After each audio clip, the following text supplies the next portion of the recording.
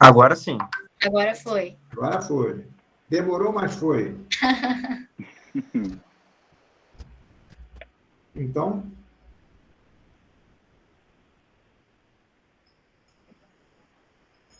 você já levantou a mão, Ederson? O que foi?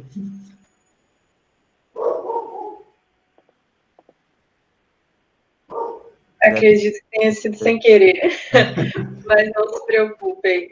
Pessoal, boa noite. Então, nós vamos dar início ao nosso evento, nosso projeto de extensão, as áreas de atuação do operador do direito, coordenado pelo professor Davi. Daqui a pouquinho eu vou ler o currículo dele, mas antes eu vou me apresentar. Eu sou Natália, extensionista desse projeto, estou no 6º período, cursando Direito na UFMacaé, e estou aqui hoje com a companhia dos meus colegas de extensão também e pessoal da faculdade, né? Agora eu vou chamar a Letícia, que vai ser a mediadora desse evento junto comigo, logo após o Acaian, para se apresentarem, Juliana também, Beatriz Félix, uma galerinha boa aí do projeto. Boa noite. Boa noite, Eric. Meu nome é Letícia, eu estou no 7º período de Direito da UFMacaé. E eu faço estágio em Direito de Família, eu tenho intenção em continuar nessa área. Então, a palestra de hoje, com certeza, vai ser gratificante para mim.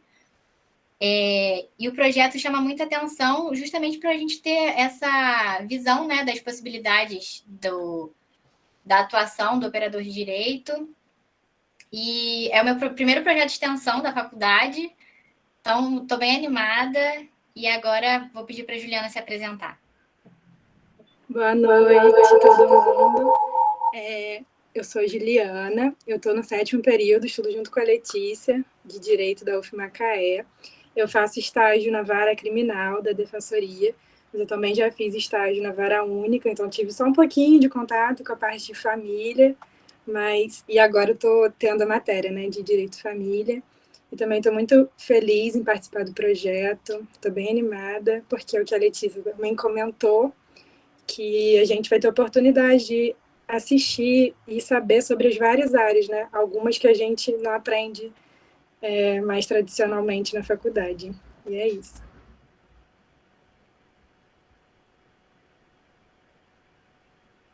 Acaian? Oi, pessoal, boa noite a todos e todas. Enfim, meu nome é Acaian, eu estou no 8º período de Direito da UFMacaé, faço estágio na Câmara Municipal de Macaé desde o começo desse ano, e anteriormente eu fazia estágio na Procuradoria de Italva, né, que é a minha cidade. Então, nunca tive contato com direito de família, mas estou muito empolgado, porque é uma área, enfim, que me desperta muito interesse. Então, certamente, hoje a palestra vai ser muito, muito proveitosa. E estou muito empolgado, né, para começar esse projeto. Enfim, acho que vai ser uma oportunidade muito boa dos alunos da faculdade e outros alunos de direito, né, expandirem os horizontes quanto a possíveis carreiras, possíveis escolhas profissionais, porque é realmente um momento, enfim, complicado, complexo, né, para a vida do estudante, do recém-formado, né, escolher, mesmo que não seja definitivamente, quais caminhos vai tomar. Então, acho que esse projeto tem muito a acrescentar, não só na minha, mas na vida de muitos estudantes de Direito da faculdade e de outras faculdades. Então, estou muito empolgado.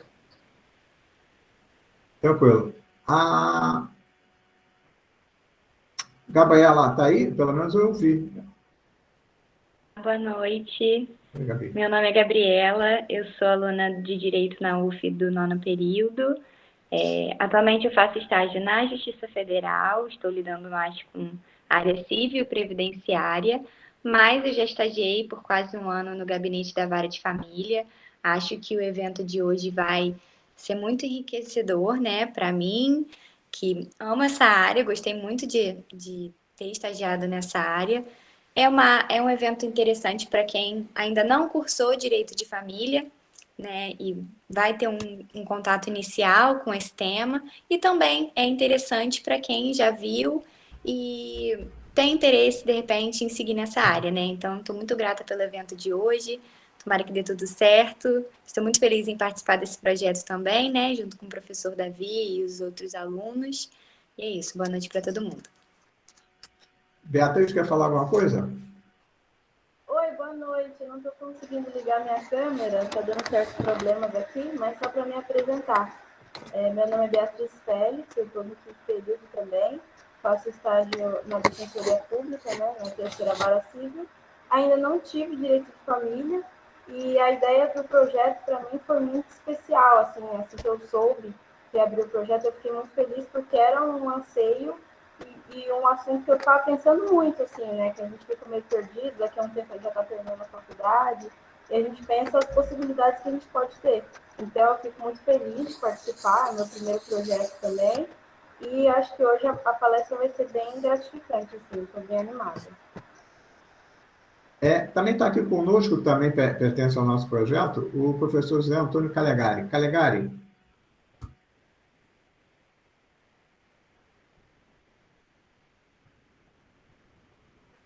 Aí, está em recuperação. Boa noite, estou em trânsito. Porque não posso ficar muito tempo sentado, por causa da minha lesão na coluna. Então, pessoal, é muito gratificante a gente estar com vocês aqui, nesse projeto, né, de trazer profissionais que se encontraram numa vocação profissional para vocês que estão iniciando uma formação geral para depois encontrar na prática essa vocação. Então, é como se fosse antecipar uma estrada, né, Davi, que é muito difícil para quem entra no mercado de trabalho sem uma orientação prévia, porque existe uma questão aí entre o que é a vocação, o que é a necessidade vital da pessoa no momento que ela está vivendo. Então, tem várias perspectivas, você até iniciar com uma carreira e depois se alocar em outra, né? Esse projeto seu, Davi, tem essa virtude de trazer a experiência, a expertise que já passou pela faculdade, já está se encontrando no mercado de trabalho e poder ajudar as novas gerações para transformar esse nosso mundo no sentido sociojurídico. Muito obrigado, Calegari. Vamos às apresentações para passar posteriormente para o doutor Eric. Vamos sim, eu vou ler brevemente aqui o currículo do professor Davi, coordenador do nosso projeto. Em seguida, a Letícia vai falar um pouquinho para vocês sobre o currículo do Eric, e aí nós daremos início à exposição. Eu peço que os alunos ouvintes fiquem com os microfones desligados para que não ocorram interferências, e nós teremos um momento específico para dúvidas, comentários, e se sintam à vontade para colocar mensagens aí pelo chat.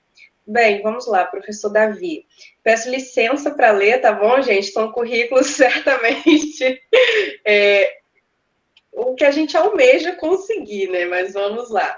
Professor Davi, professor adjunto de Direito Processual Penal da Universidade Federal Fluminense, atuando no Departamento de Direito do Instituto de Ciências da Sociedade de Macaé, pós-doutor em Democracia e Direitos Humanos pela Universidade de Coimbra, doutor em Direito, mestre em Direito, bacharel em Ciências Judiciárias e Sociais pela Universidade Federal do Rio de Janeiro, coordenador de monitoria do Departamento de Direito de Macaé da UF, cadastrado no CNPq como líder de pesquisa, sendo que a mesma é direcionada ao direito processual penal, direitos fundamentais e direitos humanos. Integra o programa de pós-graduação em Direito da UF Macaé. Agora eu vou apresentar para vocês um pouquinho do currículo do nosso palestrante, que é o Dr. Eric Santos Andrade. Minha câmera? Mas está ouvindo minha voz?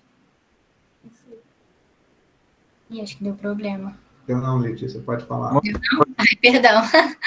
Ele é doutorando em Direito pela UERJ, ele é mestre em Direito pela UERJ também, membro da rede de pesquisa interinstitucional em Direito da cidade da Universidade do Rio de Janeiro, da UERJ também, do Laboratório de Estudos de Direito Administrativo Comparado, da Unirio, é membro da Comissão de Direito Administrativo e de Direito de Família e Sucessões do Instituto dos Advogados Brasileiros, da IAB, e membro do Instituto de Direito Administrativo do Estado do Rio.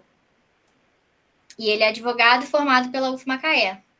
Então, acho que hoje a gente vai ouvir ele falar um pouquinho sobre como foi essa formação dele, como ele conseguiu chegar, como ele se identificou no direito de família, como ele chegou a todos essas qualificações, assim, e entender um pouco do trabalho dele, para a gente ter um pouco de noção do que é o direito de família, se a gente tem uma ideia de como chegar lá. E aí, doutor Eric, o senhor fica à vontade para falar.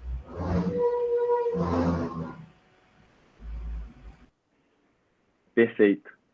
Muito obrigado, Letícia, pelas palavras carinhosas. Obrigado também aqui às demais colegas. Agradeço também aqui ao professor Davi. Vocês estão me escutando? Tá certinho? Tá bom. Estou ouvindo bem, né? Que bom, porque às vezes falha. Mas quero agradecer também aqui ao professor Davi. Eu fiquei muito surpreso com o convite, porque o professor Davi, ele foi um professor de processo penal e direito penal. Nunca pensei que fosse um dia, né, chegar, vamos pedir uma palestra de operador de direito de família. Até pensei assim, direito de família com direito penal. Não estava encaixando as ideias. Mas gostei muito de saber da proposta desse projeto, professor. Então, acho que é uma proposta, assim, brilhante. Ao menos na minha época, na minha geração, a advocacia era a última opção de todos os meus colegas, sempre foi, porque geralmente as pessoas querem fazer concurso, delegado, defensoria, promotoria. A advocacia sempre é apenas um meio, né? É apenas um start, mas ninguém nunca vê a advocacia como um ofício definitivo, né? Ou não, talvez não entende direito qual é o papel do advogado. Então, eu vou tentar hoje trazer para vocês um pouquinho desse mundo da advocacia familiar, tá? Eu sou apaixonado pelo que eu faço, então talvez eu fale bastante. Vou tentar me controlar dentro do tempo regimental. Vou trazer para vocês aqui algumas perspectivas que eu tive aqui o prazer de selecionar. Só que eu preciso fazer antes apenas um retomo de alguns parâmetros para que a gente consiga debater esses pontos dentro da advocacia, até porque tem pessoas aqui, pelo visto, também que são fora do curso de Direito. Mas antes de começar, eu fico extremamente feliz de estar aqui de volta na minha casa, né? Porque a casa da gente apesar de que eu atualmente estou no doutorado na UERJ e sou mestre pela UERJ, sempre falo que a UF é minha casa, não sou urgiano, sou ufiano. E quando vem alguém para falar, né, querer tirar a brincadeira da nossa casa, a gente vai lá e também defende a nossa família. Pois bem, mas de brincadeiras à parte, vamos começar aqui falando um pouco. Eu quero falar para vocês o seguinte, a gente tem que discutir aqui a função social do advogado, né? Porque a gente precisamos apontar para uma importância desse profissional na sociedade que é, de uma forma indispensável hoje. Se nós hoje temos uma vida social, em algum momento da história, houve também a necessidade de ter uma ordem jurídica.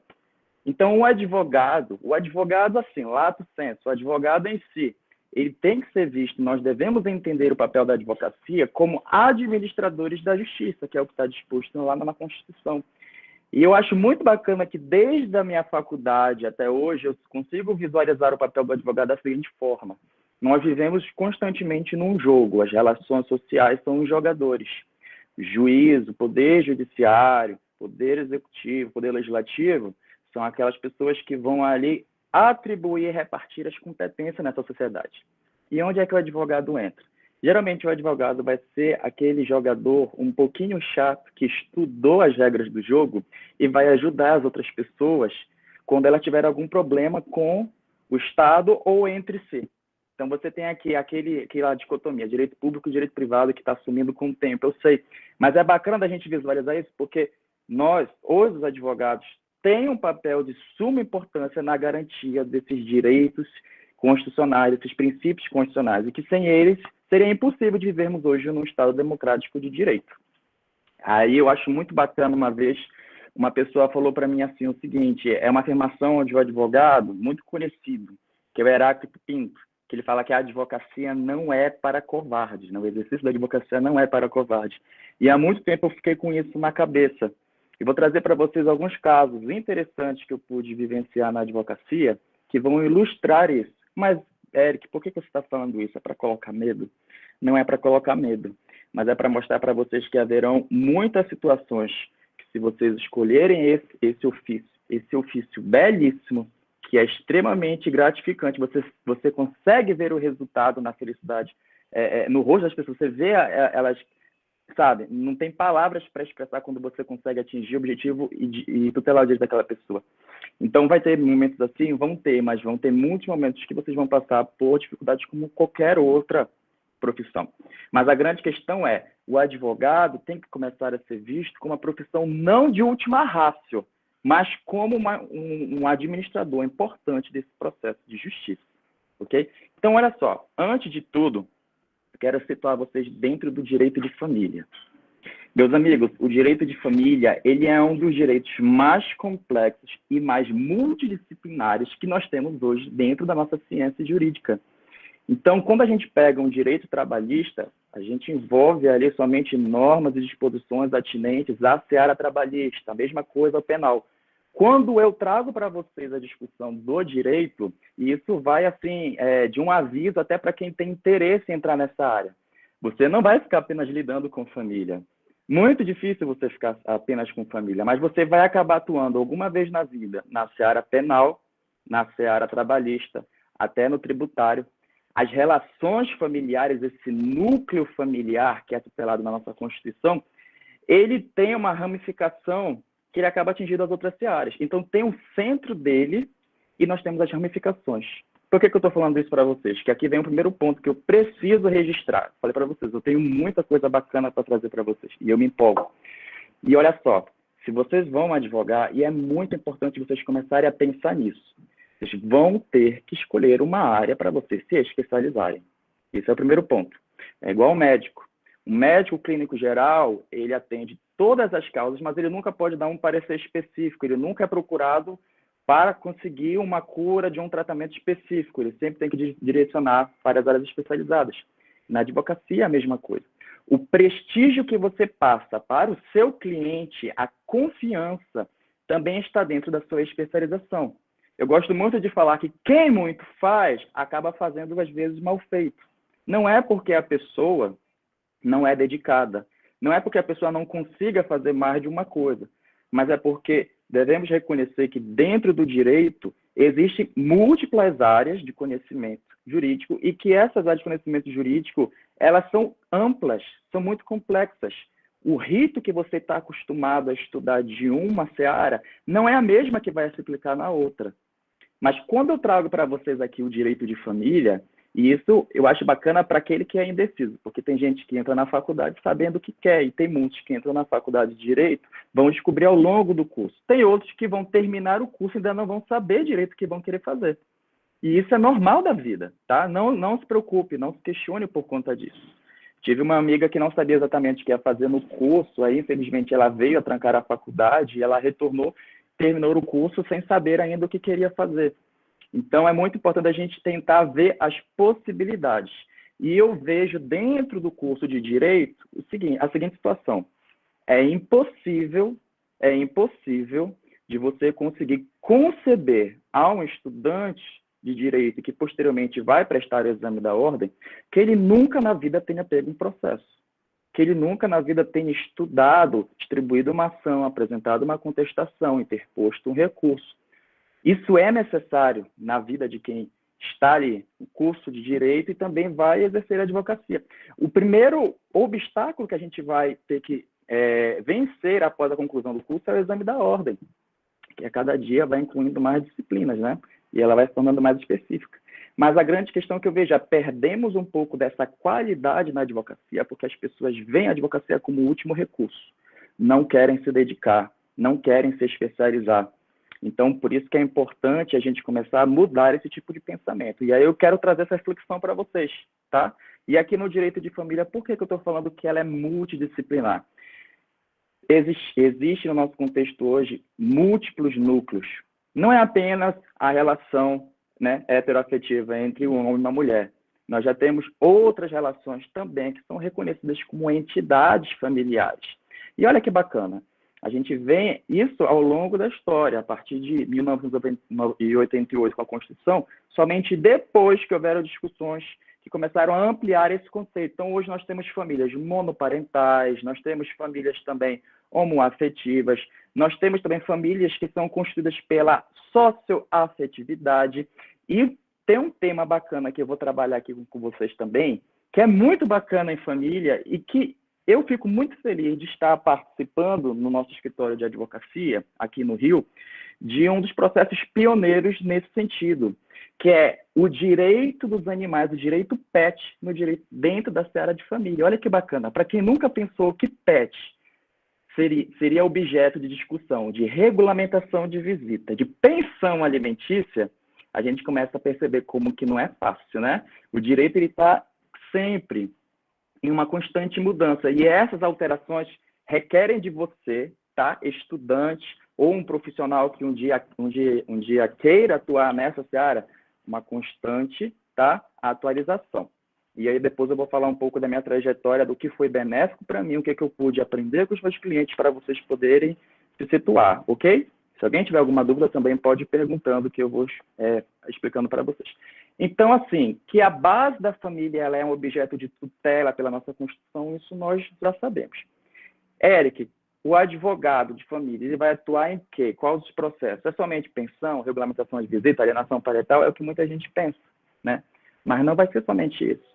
Você tem um leque enorme que vai ser extraído desse núcleo central. Lembra que eu falei para vocês que vocês não vão ficar apenas em direito de família? Isso é bacana para quem gosta de aprender, quem gosta de desbravar as outras áreas, porque vai ser uma necessidade. Então, por exemplo, eu tenho aqui muitos casos de sucessão. Então, eu lido muito com inventariante judicial. E por muitas vezes, esses inventariantes, ou até mesmo sendo advogado do herdeiro, vão requerer algum tipo de tutela para conseguir as informações, né, desse exercício. Ele entra com o quê? Uma ação de exigir contas. Uma ação de exigir contas não é uma ação atinente ao direito de família. Ela acaba sendo uma consequência. Ela tem um rito especial pelo Código de Processo Civil. Então, você acaba sendo forçado a aprender esses ritos especiais para poder tutelar. Outra situação, em sucessão, você vai pegar ali, ou até mesmo em família, você vai pegar ali a herança ou a ameação de um determinado bem imóvel. Por vezes, para que você consiga fazer aquela transmissão ou aquele acordo extrajudicial, você precisa conseguir apresentar as certidões no extrajudicial, que estou falando aqui, tá? Para a gente conseguir fazer isso no extrajudicial, a gente tem que apresentar várias certidões. Você acaba tendo que aprender a lidar com os cartórios, aprender a fazer também os expedientes extrajudiciais. E não apenas isso. Haverá situações que você vai pegar, por exemplo, um imóvel com débito, e aí o cartório não vai aceitar. Aí entra direito tributário. Você vai ter que aprender um pouco de prescrição e decadência dentro do direito tributário. Olha só que coisa. Falei assim, Éric, já não quero mais direito de família, porque eu quero me especializar numa área só e não em várias. Mas eu vou falar uma coisa para vocês. Tirando esses pontos que a gente vai aprender, é muito bom você crescer profissionalmente e você perceber que você chega a um nível de conhecimento especializado que está acima da média. E esse nível especializado te dá segurança na hora de você conversar com o seu cliente. E isso é de suma importância na advocacia. Por isso que não pode. Hoje em dia a gente vê muitos profissionais, críticas, advogados, que tem muito advogado por aí que não sabe nem escrever, não sabe captar cliente, não sabe defender direito, porque nós ainda temos essa mentalidade de que a advocacia ela é uma última ratio. E não é para ser assim. Ok? E qual é a área de atuação do advogado, né, dentro da área de família? Olha só, nós vamos ter aqui alguns processos, e eu gosto de falar que são 3 os principais deles. O advogado de família tem que aprender que nem tudo ele vai ter que socorrer a via litigiosa. Quando nós saímos da faculdade, pegamos a nossa carteirinha, tem aquele sangue nos olhos, eu também tinha aquele sangue nos olhos, e a primeira pessoa que chegou para mim na área falando assim, qual que é uma hipótese? Eu estou me divorciando. Aí eu falo, tá divorciando, tá. Fui traída. Você foi traída. Eu tenho filhos. Você tem filhos. Temos que regulamentar a convivência deles. Aí, quanto mais a pessoa falava, mais eu afirmava, você tem o direito. Vamos entrar com a ação. Você tem o completo direito. Não pode ficar por isso mesmo. E aí, então, sempre recomendava pela via litigiosa. Resolvia a situação? Resolvia. Não vamos ser hipócritas, porque parece que serve o sistema judiciário. Porém, em muitas situações hoje, talvez, trabalhar com os próprios clientes ou com os envolvidos da possibilidade de haver uma composição extrajudicial, na seara de família vale muito a pena. Sabe por quê? Porque um processo litigioso, o que era para ser resolvido em poucos meses, às vezes leva anos, né? Eu digo assim, por exemplo, às vezes as pessoas só querem se divorciar. E isso acontece muito no direito de família, que é diferente das outras áreas. As questões de família, às vezes, são simples de serem resolvidas, mas quando você opõe o processo no judiciário, ele vira 1 ano, 2 anos, 3 anos para se resolver. Eu estou com um processo de uma moça que ela quer apenas se divorciar e já tem um entendimento pacificado pelo STJ que o divórcio direto ele é um direito potestativo, basta uma pessoa querer, e quando uma não quer, 2 não brigam. E o que acontece? A juíza deste processo está ainda tentando citar a outra pessoa que está se evadindo, né? Porque ele não quer se divorciar, por algum motivo ele não quer se divorciar, ele fala que é por motivos religiosos, que não deve ser, ele não condiz com o divórcio, mas a pessoa quer divorciar, já nem mora mais com ele. E aí a juíza está tentando citar isso, só que ele mora em um local perigoso, dentro de uma comunidade aqui no Rio. Já tentou contar o telefone, não atende, já tentou e-mail, o oficial de justiça já falou que não vai entrar lá. Então, assim, para conseguir citar ele e resolver essa questão, essa pendência, eu já estou há 2 anos para ela conseguir o divórcio dela. É apenas o divórcio. Então você vê que há uma desproporção ainda muito grande entre o que a gente quer no direito de família e o que o judiciário pode oferecer. Por isso que é importante de caminharmos para as soluções extrajudiciais. É importante? Érica, eu vou sempre conseguir? Não. Aí vem o segundo ponto que eu quero colocar para vocês. Eu acho que a Letícia aqui, que acho que você comentou que gosta da área de família, né? Trabalha na direito de família. Meu primeiro contato com o direito de família foi como conciliador no Fórum de Rio das Ostras. Então, quem aqui já foi o conciliador, já teve a oportunidade de participar de uma audiência de conciliação de direito de família, já viu que vence aquele que fala mais alto, né? É muito interessante a gente visualizar esse tipo de situação, porque diferente, às vezes, de um direito trabalhista ou de um direito civil comum, direito administrativo, ou até direito tributário, que nem tem muito isso. No direito de família, você vai lidar tanto com questões legais, como também com questões emocionais do seu cliente. Eu brinco muito que eu adoraria fazer psicologia, porque às vezes eu me sinto mais psicólogo do que advogado. Às vezes as pessoas só querem ouvir de você um acalento, uma orientação, sabe? E não se enganem. As pessoas hoje em dia conhecem os seus direitos. Ela joga ali no Google, estou me separando, quais são os meus direitos? Ela já chega com você quais são os direitos que ela já sabe. Ela só quer que você confirme e às vezes quer uma palavra de apoio, sabe? Mas esse é o nosso papel, esse não é o nosso papel. Mas só que no direito de família você vai ter que conseguir separar muito bem a sua vida pessoal da sua vida profissional, tá? Então, aqui eu já vou entrar no outro ponto, fiz aqui um resuminho, alguns pontos só para a gente ir trabalhando. Quais são as peculiaridades da advocacia familiar? Quais são essas peculiaridades que eu quero trazer para vocês? A primeira delas é, dentro de qualquer ramo, tá, que você escolha advogar, mas principalmente no de família, você precisa saber separar a sua vida pessoal da sua vida profissional. E a gente viu agora que com a pandemia, isso tem se tornado cada vez mais difícil. Vira e mexe aqui, por exemplo, no telefone, eu estou recebendo ligação de cliente, mensagem de cliente. E você precisa saber separar as coisas, porque você também não vai ter vida depois. Se você é casado, se você tem filhos, você precisa saber separar as coisas para dar atenção também para a sua família. Porém, vocês sabem que no direito de família, tudo que acontece é urgente. Não tem nada que não é urgente. Então, às vezes, assim, existem algumas situações que vocês vão ter que aprender a ser flexíveis. Porque hoje, agora de noite, o que acontece muito é busca e apreensão final de semana de criança. Por quê? Geralmente as convivências, regulamentos de visita, acontecem no final de semana. O pai vai pegar depois da escola na sexta-feira, geralmente quando depois do horário de expediente. Sexta-feira, depois do horário de expediente, você está cansado, está chegando em casa, doido para se livrar do trabalho e começar o seu final de semana. Chega um cliente falando que ele não conseguiu pegar o filho, porque a mãe não deixou, porque o pai não deixou. E aí o que você vai fazer? Você vai falar para ele aguardar a semana que vem? Então, assim, tem seus prós e tem os seus contras, né?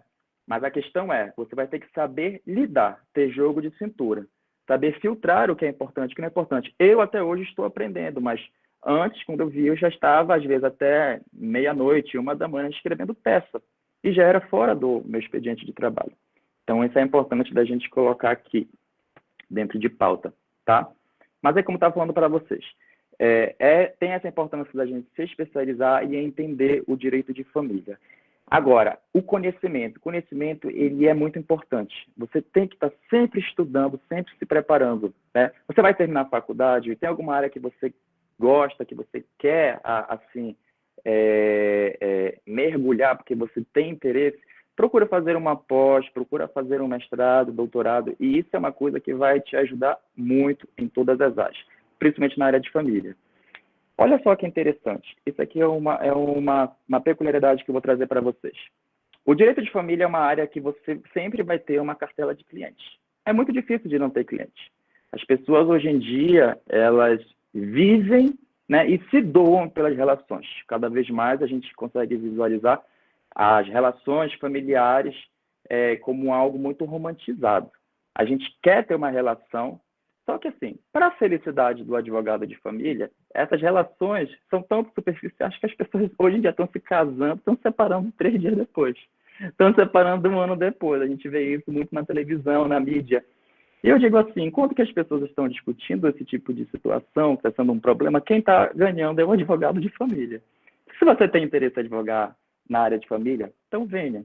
Uma área muito boa, porque as pessoas vão estar sempre se relacionando. Família e sucessões. Uma vez na vida, né, a gente sabe que pelo ciclo natural da vida, a pessoa um dia vai ter que morrer. Então, vindo a falecer, você vai abrir uma sucessão. A grande questão que você tem que se centrar aqui, e que é o que eu chamo vamos lá, como é que é a renda dentro do direito de família, do advogado de família? Essa é uma questão interessante, né? Muita gente brinca, né, falando assim, que se você quiser fazer o seu nome e ter bastante renda, você tem que advogar, porque na advocacia você não tem limite. Você pode, né, advogar e conseguir uma grande cartela, enfim, conseguir um processo, assim, o processo de milhões, você pode conseguir. E aí o pessoal sempre fala, vai para a área tributária, vai para a área trabalhista, vai para a área civil. São áreas que eu também amo, mas não foi a área que eu escolhi, por conta da minha afinidade. Mas a advocacia, dentro do direito de família, o advogado de família em si, as pessoas têm um pouco de receio. Por quê? Porque imagina comigo, geralmente nessas situações de conflitos familiares, sempre tem uma pessoa que é extremamente lesada. Nós estamos falando aqui, por exemplo, de uma separação litigiosa, onde a esposa, como na maioria dos casos, a gente ainda consegue ver, sempre foi economicamente dependente do marido, você vê que ela tem um direito à ameação, a receber pensão, pensão para os filhos, regulamentação de visitas. De um tipo de relação, você consegue tirar 5 processos. Como é que você vai cobrar 5 processos de uma pessoa que não tem renda, né? Então, olha só, esses são os obstáculos que a gente acaba encontrando no direito de família. Significa que aquela pessoa tem que ser desassistida? Não. E é aqui que eu quero chamar a atenção. O advogado de família, na questão dos seus honorários, tem que encontrar alguns meios alternativos de conseguir captar esses clientes. Porque muitas das vezes, um cliente em potencial não é aquele, né, que você vai conseguir, no final do processo, altos honorários de sucumbência. Não. Você vai conseguir, talvez, no final do processo, quando ele conseguir aquele tipo de direito patrimonial que ele está perquirindo, tá? Então, assim, nessa questão eu já estou passando para isso, porque esse aqui é um ponto que interessa muita gente. Nessa questão de finanças, de honorários, eu sempre recomendo o seguinte, advogado em direito de família e sucessões tem que cobrar o seu nos honorários. Faz o contrato bonitinho, põe nos honorários quanto que será devido, ou pode ser parcelado no início do processo ou no final do processo. Não conta com honorário de sucumbência. Porque, geralmente, o processo de direito de família, ele não tem um grande valor econômico, a não ser que seja a partilha de bens, herança e etc. Se for uma regulamentação de visita, se for uma alienação parental, se for uma pensão, às vezes não é um valor tão elevado. Então, você não pode ir na advocacia familiar pensando em receber altos honorários de sucumbência. Ok? Esse aqui é um ponto que eu queria chamar a atenção de vocês.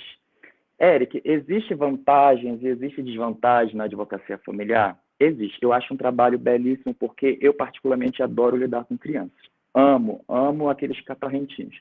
E aí, você vai ver uma criança dessa, eu acho que a cena que eu vi, que mais assim, me marcou, foi a de ver um oficial de justiça que conseguiu resgatar uma criança de um sequestro internacional, sabe?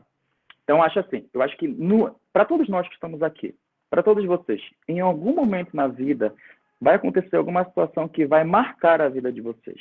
Se você não aconteceu ainda, vai acontecer, pode ter certeza disso.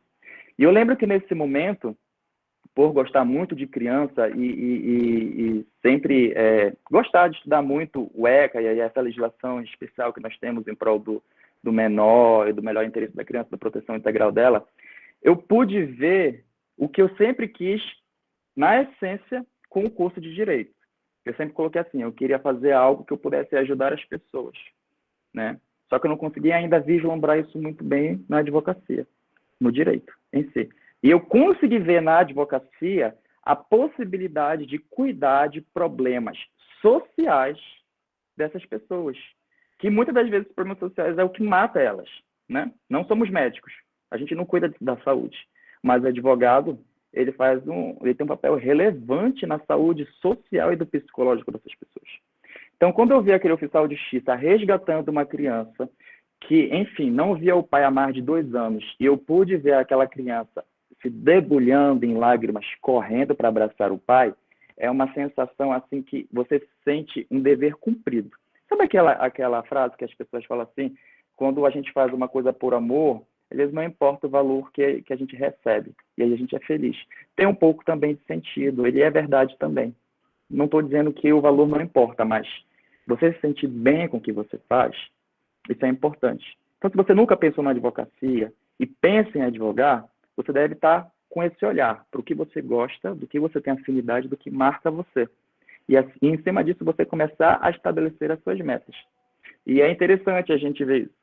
Esse caso do oficial de justiça me tocou muito ao ponto de falar assim, eu quero isso para a minha vida. Eu comecei conciliando na área de família, na verdade era vara única, mas tinha bastante família. Então, eu conseguia ver as questões, as pessoas no direito de família mais brigam por questões sentimentais do que pelo próprio direito. Por isso que eu falo que você tem que ter um psicológico bem separado do seu profissional do pessoal. E acredite nisso, no direito de família isso é de extrema importância, porque não há nenhum ser humano no mundo que consiga absorver os seus problemas, que já são difíceis, e ainda ter que absorver os problemas dos outros. Senão você vai ficar doido. Qualquer trabalho você vai ficar doido, você não vai conseguir administrar muito bem esse tipo de situação. Tá? Apenas para fim de informação, eu tenho quanto tempo?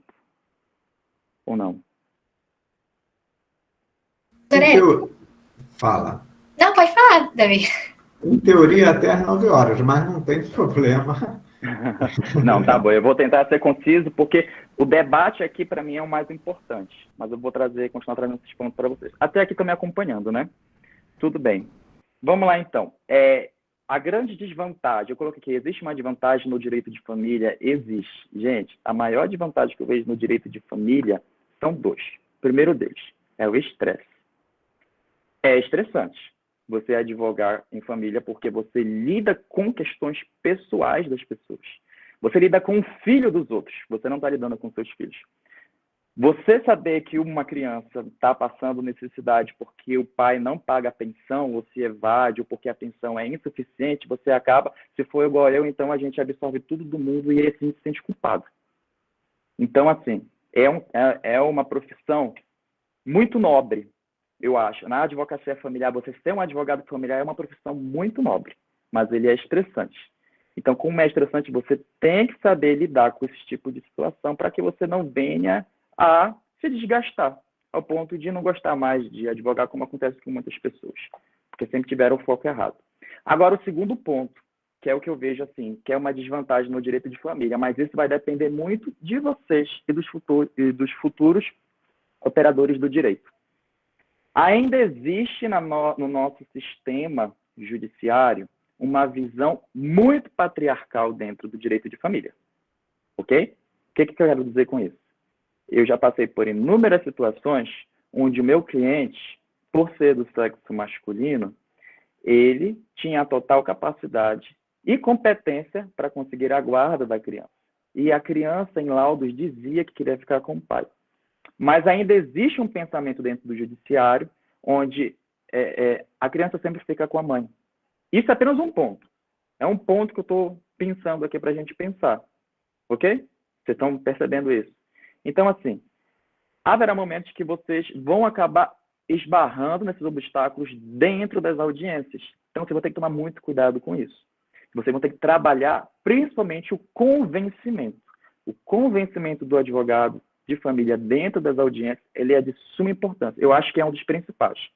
Se você gosta dessa parte da oralidade, demonstrar os fatos, como acontece no direito penal, por exemplo, você vai se dar bem no direito de família. Não é igual, por exemplo, o direito tributário, ele é muito processual, ele é muito administrativo, você só faz peça, requerimento. No direito de família, você vai ter que ter esse jogo de cintura. Saber dialogar, convencer. E isso é fundamental.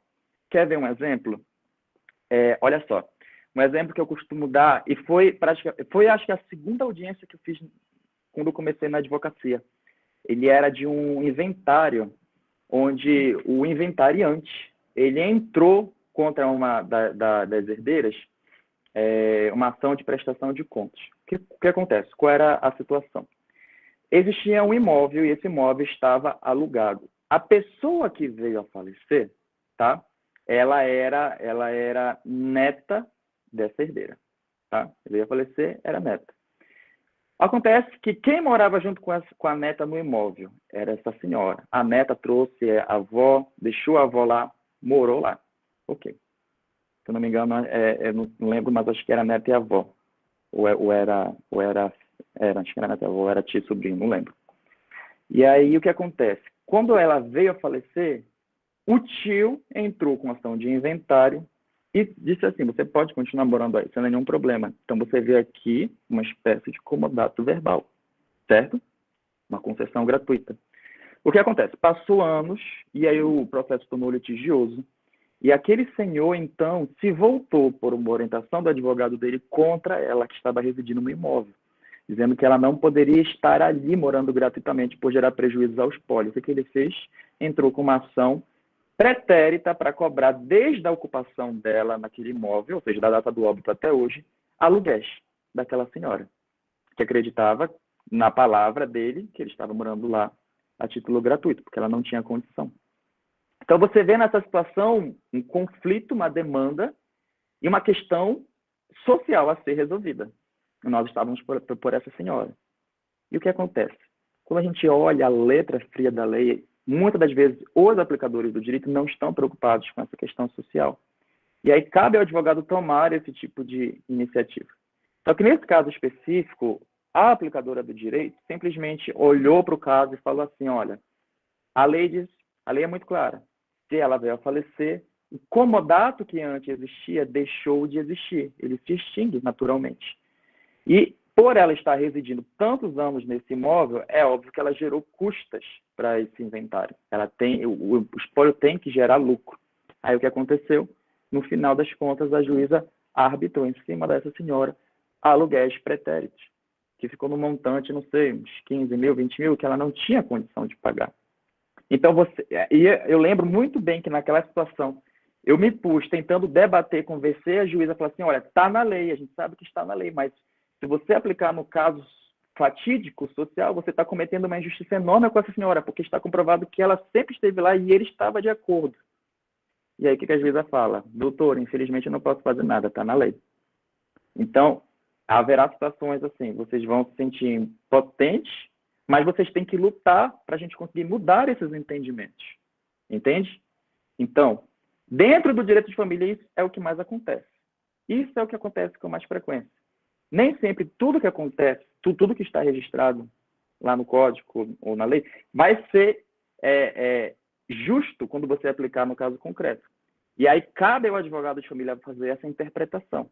Claro, obviamente nós recorremos desse tipo de decisão. E ela ainda está pendente lá de reforma, tá? Mas apenas um título ilustrativo aqui, ok? Eric, existe também um ponto importante que eu quero trabalhar aqui com vocês. Né? Quais são essas características principais do advogado de família? Dentre as características principais, eu já citei várias delas aqui. Você precisa ter, principalmente, um jogo de cintura e saber lidar com as pessoas. De uma forma urbana, nunca de uma forma provocativa. Eu não sei que diachos é isso que acontece muito no judiciário, que a gente sai da faculdade achando que nós vamos lidar com um mundo perfeito, onde a norma, tudo faz sentido, mas quando você chega e vê a realidade não é essa. Então você vai ter que lutar para conseguir fazer valer de fato lá os pilares funcionais. Essa é uma interpretação neoconstitucional do advogado. Tá? E aí, o que acontece? Que eu estava falando para vocês. Vão existir, dentro dessas situações, na advocacia familiar,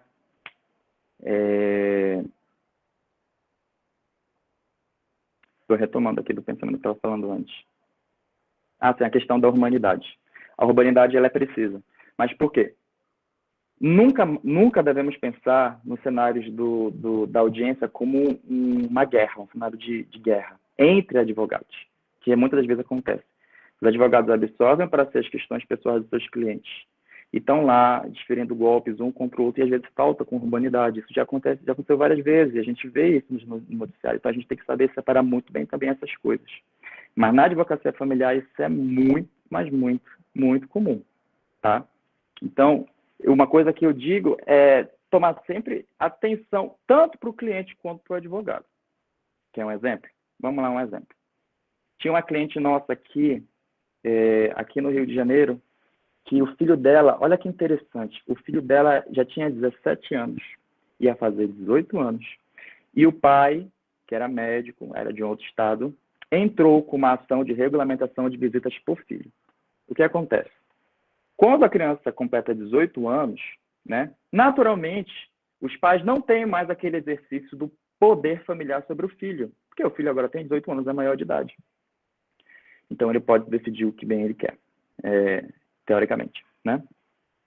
E numa ação de regulamentação de visitas, ele vai até os 18 anos. Mas mesmo a juíza sabendo que a criança tinha 17 anos e já ia fazer 18 anos, era um rapaz que ele, inclusive, queria fazer direito. A juíza chamou para uma audiência especial. Veio ele, um médico, com seus advogados de outro estado para o Rio de Janeiro, e todos nós nos encontramos ali naquela sala de audiência. E o que eu pude perceber? Você vai lidar com todos os tipos de pessoas, mas no direito de família, você vai lidar com todos os tipos, literalmente. Então, por exemplo, essa cliente, que era minha, que era a mãe do rapaz, que ia entrar também, ela estava falando que achava aquilo um absurdo, enfim, contava a história dela. Quando ela viu ele chegando, ela falou assim mesmo para mim, olha, lá vem ele está chegando agora, está vendo com aqueles advogados péssimos dele, aposto que são advogados ruins. E aquilo já me chamou a atenção. Eu falei assim, calma aí, você não pode ficar falando assim, né? São colegas de profissão, eles estão ali para defender o direito, você não pode ficar, né, subjugando, assim. E ela usou uma palavra muito pejorativa para uns advogados por ser de pele negra. Eu não vou falar essa palavra pejorativa, mas dá para entender. Então aquilo me chamou muita atenção. E me preocupou ao mesmo tempo. Porque você, na condição de advogado familiar, você tem que estar todo o tempo orientando o seu cliente. Então, naquele momento, já fui orientando ela, você toma muito cuidado com o que você está falando. Sabe aquela pessoa que fala sem pensar, não tem filtro? Acontece muito, principalmente em família, então você tem que falar. E entramos na audiência. Quando entramos na audiência, as partes do processo eram o filho e ele. E na hora que eles começaram a conversar, e ele explicar os motivos que ele queria ver o filho, essa minha cliente não se segurou. O que ela fez? Ela começou a debochar no meio da audiência. E aqui você se põe numa situação onde você não aprende em sala de aula e que você só vê dentro do direito de família. Que é muito, assim, é muito surreal. Quando o pai falava assim, porque eu amo realmente meu filho. Do outro lado da mesa, ela bufava. Amar. O que é amar? Nossa, que triste. Na frente da juíza, eu não sabia onde colocava a minha cara. Porque eu sabia que ela estava se prejudicando, estava prejudicando o filho dela. O que eu fiz? Eu estou contando a minha. Essa foi a primeira experiência que eu tive, mas hoje eu sei lidar melhor com esse tipo de situação. Eu vim assim no canto dela, comecei a bater na coxa dela. Aí eu falei assim, olha, não é assim, ó. Não, tipo assim, para, tá ficando feio, não fala assim. E ele falando. E ela debochou novamente. E ela, sabe... Quando ela debochou, a juíza falou assim, doutor, você vai controlar a sua cliente? Nessa hora, eu não sei o que foi que me deu, que foi que deu um beliscão assim na perna dela. Eu falei assim, mas não com força, tipo, para chamar a atenção dela. Aí ela falou assim, não, eu vou parar, desculpa, não vou me intrometer mais. Ok. E ele continuou falando. Pela terceira vez, ela de novo debochou dele e falou, isso aqui é uma palhaçada. Pronto. Na hora, o advogado dela falou assim, olha, você tem que ser mais urbana, não pode faltar com respeito. Nisso, ela levantou e falou assim, olha, você tem que ficar no seu lugar, porque você é inferior na frente da audiência, no meio da audiência. Então, assim, na hora eu tive que socorrer algum tipo de mecanismo. Quando a juíza me olhou, que eu já sabia o que ela ia falar, eu pedi a licença, falei assim, pode chamar a segurança, que ela vai se retirar. Eu vou ficar aqui pelo filho dela. Na hora a juíza concordou, porque eu acho que seria pior se ela tivesse ali dado alguma litigância de má-fé para ela, que eu acho que seria bem cabível. Pela primeira vez na vida, eu chamei um guarda que veio para retirar a minha cliente da sala de aula. Então, olha só, existem situações onde você tem que manter essa urbanidade dentro da audiência. E família é muito fácil de você perder essa urbanidade. Vou contar aqui um outro caso rapidinho, mas isso aqui eu nunca mais cometi na vida, mas olha que interessante. Logo depois que eu me formei, a gente ainda comete algumas loucuras da vida, né?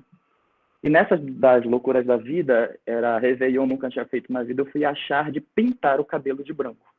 Ficou todo branco, aquele nevou, ficou todo branco. E foi muito engraçado. Aí, logo em seguida, eu tinha uma audiência muito importante de família em Rio das Ostras. Eu fui com a minha cliente, já conhecia, e a gente começou a discutir a questão do direito e da guarda dos filhos, né? E aí aqui eu vou falar uma coisa para vocês, que é uma coisa que eu comecei a perceber. Dentro da advocacia, mas principalmente na de família, o que vai importar são duas coisas. A sua aparência, sim, vai importar muito. Não tem como. Nós vivemos de aparência, na advocacia não é diferente. Você vai viver de aparência. E o segundo é o seu conhecimento. O que você vai transmitir, o que você conquistou. E eu já vou finalizar, que eu vou falar depois da trajetória, porque ela é rapidinha, só para vocês entenderem. E aí a gente começando a conversar e começou a debater, ele fazer uma proposta dos filhos, porque os filhos ficaram com ele, e ela teve que se mudar. Ela deixou a casa, ela queria ver os filhos, e eu não aceitava a proposta, era muito pouco, a gente começou a dialogar ali.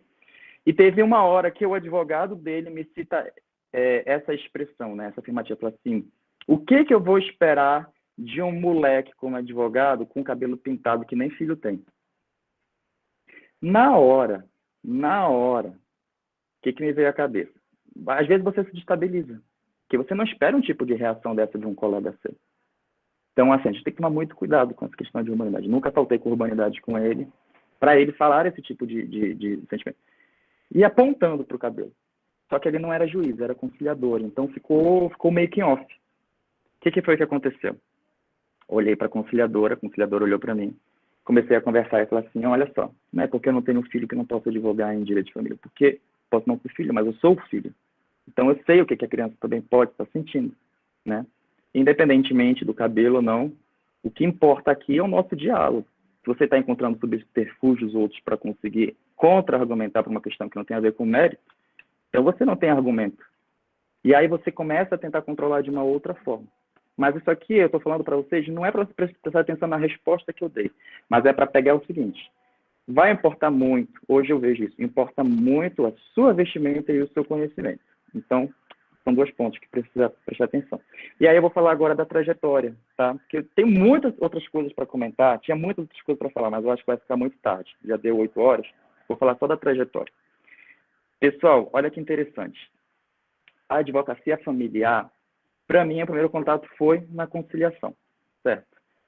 E eu sempre gostei muito de lidar com família. Então, a minha visão, meu primeiro contato começou no estágio, conciliação e depois na defensoria pública. Mas o que, de fato, começou a me alavancar foi, dentro da faculdade, os projetos, que são os projetos de extensão, mas especificamente a monitoria. A monitoria vai te ajudar muito a conseguir se encontrar no ramo que você queira se especializar, ok? E olha que interessante, né? A minha orientadora, o professor Davi está aqui, ele, acho que lembra, né, professor Davi, da professora Carla. Com certeza. Não sei se ele vai lembrar. Pois é, a Carla foi uma professora excepcional dentro do nosso corpo docente, e da UF. E ela veio a falecer no final de 2017, mas quem muito me incentivou dentro da área da monitoria foi a professora Carla. desde acho que do 6º período, era do 5º período. Então, não, era antes, porque eu tenho 3 anos de monitoria. Fiquei sendo monitor até o final da faculdade. E ela que falava assim, você precisa engatar num mestrado, num doutorado, vai ser bom para você. Isso vai te ajudar também na advocacia, vai te ajudar na sua vida docente, se um dia você quiser ser professor também. E acabei seguindo esse conselho dela, né? Aí, por incrível que pareça, assim, eu fiz um projeto junto com ela do meu TCC. Nos finalmente do meu projeto, ela ficou muito mal e ela teve que ser internada. E aí eu fiz a minha defesa. Isso que eu consegui fazer a minha defesa, ela não pôde estar presente. Não pôde estar presente. Mas eu lembro muito bem dela falar assim, olha, você tem muito potencial tanto para advogar quanto para dar aula. Tanto é que esse é o motivo de eu estar trilhando esse caminho, né? Dar aula e advogar. Eu acho que são dois lados, assim, dos ofícios belíssimos. E eu lembro benzinho que depois de fazer a defesa, eu mandei mensagem para ela. Falando assim, professora, conseguimos, fui aprovado, com louvor. E ela não mais me respondeu, porque ela já não estava mais consciente. Quem me respondeu foi o esposo dela, né? E aí, logo em seguida, a gente teve a notícia que ela veio a falecer. Tipo, foi uns 7 dias depois, no final do ano, ela veio a falecer. Foi, assim, bem trágico, a gente teve uma perda muito grande, mas uma mulher excepcional. E eu não posso deixar de aqui também não fazer esse prestígio a ela, né? Porque cada professor aqui na UF são professores que eu vejo que são professores diferenciados das outras universidades. São professores que estão com a gente, professores que estão educando, professores que estão incentivando em outros projetos, e nós devemos ser muito gratos a isso. E desde então, logo depois disso, aí eu ingressei no mestrado, trabalho direito de família dentro da linha de direito da cidade, na UERJ. Hoje, ingressei no doutorado, fiz também o meu currículo dentro do IAB, e cada vez mais eu vou aumentando a minha clientela de clientes. Uma coisa importante, se você ainda tem dúvida do que você quer fazer, quando você terminar o seu curso, já engata ou numa especialização, faça um mestrado, doutorado, mesmo que não seja aquilo de início que você quer. Se você vier advogar, muitas pessoas vão olhar o seu currículo, e isso faz uma baita diferença, principalmente em direito de família. As pessoas querem ver o que você escreveu, o que você apresentou, tá bom?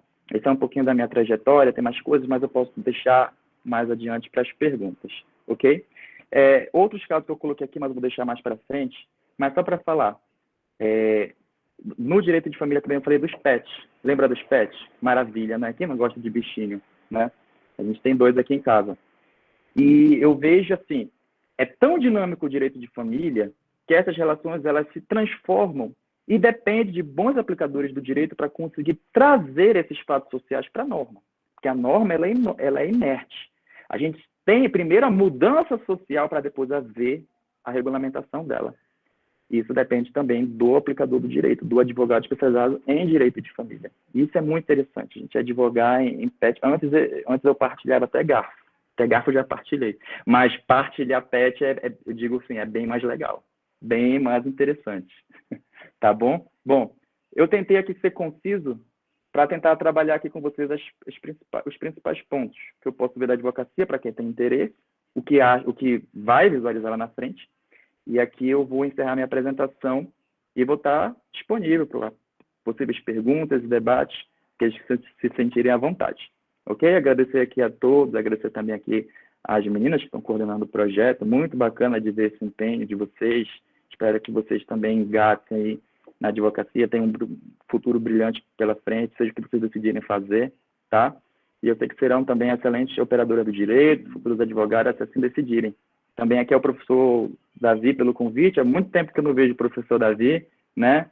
Um dia desse eu fui fazer pela primeira vez também com a ver com direito de família. Olha que legal. Fui fazer um tribunal do júri. Nunca tinha feito tribunal do júri. Quem disse que eu ia fazer um tribunal do júri em direito de família? Mas faz. Sabe como? Nesse caso, o pai matou o filho. O filho matou o pai, só no soco. O que acontece? Quando nós temos uma forma bruta de você cometer um homicídio contra um parente seu, como ele é herdeiro, você entra com uma ação de indignidade. Ele é indigno de receber herança. Automaticamente vai ter ação penal. Então, a cliente já levou a gente para ação penal. Participamos também desse tribunal do júri. E olha que experiência fantástica. Você lida com um pouco tributário, liga um pouco com penal, com trabalhista, com cível, E o principal é o direito de família que está lá no meio. Então, eu gosto porque ele é dinâmico. Ele não fica preso num ponto só. Se você gosta desse dinamismo, é bom você conhecer também o direito de família. Cada vez mais está crescendo. E eu garanto para vocês, nunca vai ser chato você ouvir a história das pessoas, porque cada história ela é única. Às vezes você acha engraçado, acha triste, né? E fica parecendo que a pessoa gosta de fofocar, né? As pessoas falam muito, quem advoga em área de família tem que gostar de fofoca, porque você fica sabendo muita coisa da vida dos outros, né? Mas assim, piadas à parte, é maravilhoso, eu amo o que eu faço, eu sou apaixonado por direito de família, sucessões, fico muito feliz de ter escolhido essa área, adoro ajudar as pessoas, as crianças, enfim, e de conhecer mais e saber que tem gente aqui que hoje também está interessada, tá bom? Obrigado, professor, obrigado, todos os meus amigos que estão me assistindo, e eu vou aqui ficar disponível para eventuais perguntas. Obrigada, Eric, pela sua exposição, certamente muito boa, muito bom te ouvir. Temos aqui perguntas, enquanto eu estiver lendo perguntas, as meninas vão mandar aí 2 links, um para o formulário para vocês avaliarem esse evento, para vocês colocarem dúvidas também, se vocês quiserem, elogios, críticas, enfim. No final, a gente organiza uma grande fofoca, né? Eu sou estagiária do Direito de Família na segunda vara, na Defensoria Pública, e é impressionante porque todo dia você vai ver um caso novo. Não fica ali se repetindo, sempre tem alguma coisa nova, né? Enfim, ser humano. Bem, a Mariana perguntou o seguinte: como você disse no início, a maioria dos seus colegas almejavam outros cargos, outras carreiras. Por qual motivo você escolheu a advocacia? Teve algo que te impulsionou durante a sua jornada na faculdade? Porque, assim, é certo que no início você falou da função social, do advogado, enfim, como administrador da justiça, mas por que a advocacia? Perfeito, muito boa pergunta. Por que a advocacia? Eu vou ser bem sincero, a gente às vezes escolhe uma área só. O que eu queria? Eu queria dar aula, era o que eu queria. Mas eu queria ter a experiência da advocacia. Logo depois que você termina a faculdade, você faz a prova do OAB e você passa, qual é a primeira atividade que você pode já estar exercendo? A advocacia. Então, ali eu já consegui ver. Não tem como não passar pela advocacia. Eu vou conhecer essa área. Tinha interesse, mas até então não conhecia a fundo. Falei assim, eu quero conhecer. Eu vou me dar essa oportunidade de conhecer também a advocacia. E comecei a advogar. Comecei a captar clientes, a me relacionar e continuei estudando. Então, foi a partir disso. Hoje eu vejo assim, já não saio da advocacia. Eu amo advogar, amo fazer ter a minha clientela. Eu gosto de lidar com essas pessoas da forma como eu trabalho, como eu acho que é assim que tem que ser decidido o direito. E, ao mesmo tempo, não deixei de fazer outra coisa que eu quero. Olha só, deixa eu falar uma coisa para vocês. Isso aqui eu queria também comentar. Isso fica para você. Você quer fazer uma especialização, um mestrado, doutorado? Eu ouvia muito na faculdade assim, você não consegue advogar ou estudar para concurso e fazer mestrado e doutorado. Você consegue fazer tudo o que você quer. Gente, parece ter uma frase de filme, que maravilha, né? Mas é verdade. Você pode fazer tudo o que você quiser, desde que você seja organizado. Organize o seu tempo. Até tocar violino. Para quem não sabe, também eu toco violoncelo e viola. Olha só que engraçado, Davi. Professor Davi, eu também toco casamento. Aí eu sempre brinco, né? Porque a gente faz casamento, aí eu dou às vezes um cartãozinho. Tá aqui, ó, parabéns aos noivos. Se quiser, depois de você, tá aqui, cartãozinho. A gente já faz um serviço completo, né? Que a gente não sabe. E as pessoas riem disso. Não perde a viagem. Não perde, as pessoas acham muito engraçado. Né? Casa e descasa. É assim, né? Direito de família a gente vive na veia. Mas você consegue fazer tudo isso, desde que você administre o seu tempo. E você consegue advogar. Basta você ter ali o seu planejamento e seguir em frente. Experimenta, é isso que eu estou falando. Se você tem dúvidas, vê uma área que te interessa, experimenta. Primeiro experimenta, para depois você falar se você gosta, se não gosta. Às vezes você se identifica, você tem aptidão para aquilo, como o professor colocou aqui antes, no começo. Você não sabe até tentar. Tem muita gente que olha com maus olhos para a advocacia, mas nunca tentou, né? E a gente perde bons administradores da justiça por conta disso.